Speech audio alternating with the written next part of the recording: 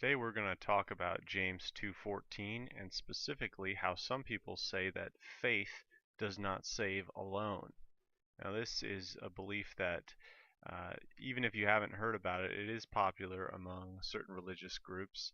And one of the proof texts that they use for this, that faith doesn't save alone, that we need to do good works to save, is James 2:14. Now notice here on the right I have the King James Version of James 2:14, and it says, "What doth it profit, my brethren, though a man say he hath faith, and have not works?" And then it uses a rhetorical question here, can faith save him? And the implied answer of that question is no, faith cannot save him. There needs to be works involved.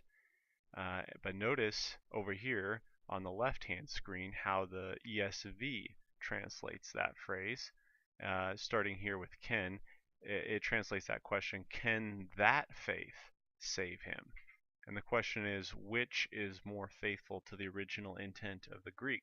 Is it talking about that specific faith, or is it talking about faith in general, as perhaps the King James Version implies? Now, in order to answer that question, we pull up the Greek text here on the left side. Notice beginning with verse 14 over here. What is the profit, my brothers, if someone, notice the indefinite pronoun here, tis, someone says to have faith, literally, and the infinitive here, the present active infinitive of echo, is functioning as an indirect discourse marker. That's a common use of the infinitive. It's basically a substitute. Instead of giving the direct quote, it gives the indirect quote by use of the infinitive. So it's similar to in English if we were to say, Jim said that, and then summarizing what he said. That's the same way the Greek functions with the infinitive here. So if someone says, and then it doesn't give a direct quote, but it gives the indirect discourse, basically with the idea of I have faith. So if somebody claims that they have faith, but then you have the contrastive use of de here. It's not just conjoining with the and meaning, but it's a contrast. But he does not have works. And then the implied question with a no answer, that's what the may is functioning here. Uk with a question implies yes as the answer. May with a question implies no. So James says, is the faith, notice the article there, is the faith able to save him? Now this is a aorist active indicative. Notice the sigma I ending. That's a alpha iota common aorist active infinitive ending. The infinitive is functioning complementary to dunamai here, which often takes a complementary infinitive, finishing the thought of the main verb. So, is the faith able to save him? Question mark, and the implied answer is no. Now, the key to this whole discussion is how the article is functioning right here in he pistis.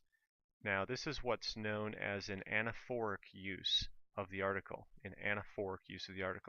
In a sense, what that means is that ana or ana in the Greek is a preposition meaning up, and so an anaphoric or anaphoric use of the article is an article that points up or points back to what's already been said.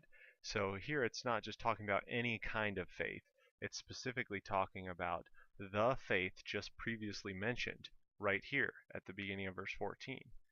So it's not just faith in general, but it's the faith that claims to be in existence without works.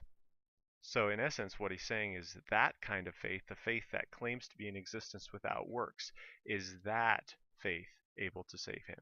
So in that sense, we look back at the English Standard Version here. Can that faith save him? That's a lot more faithful, gets the point across more accurately than just the King James Version, which says, can faith save him? That's called the anaphoric article, pointing back to the idea of what's already been talked about. You see that a lot. A concept's introduced, and then when that word comes again, the article will appear with it because it's pointing back to what's already been mentioned. So in answer to the question, is faith alone to save someone?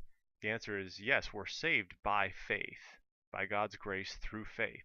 But it's not real faith unless there are works involved. It's faith that actually does the saving. But according to James, and his emphasis is that faith that does not have works is dead, as we see in verse 17 there. And so he's not giving he's not fighting against Paul. He's not fighting against the idea that faith is essential for salvation. But what he is saying is that if you don't have works along with your faith, it's not real faith. And that kind of faith won't save anybody. Thanks for watching. Hope you enjoyed it, and we'll see you next time.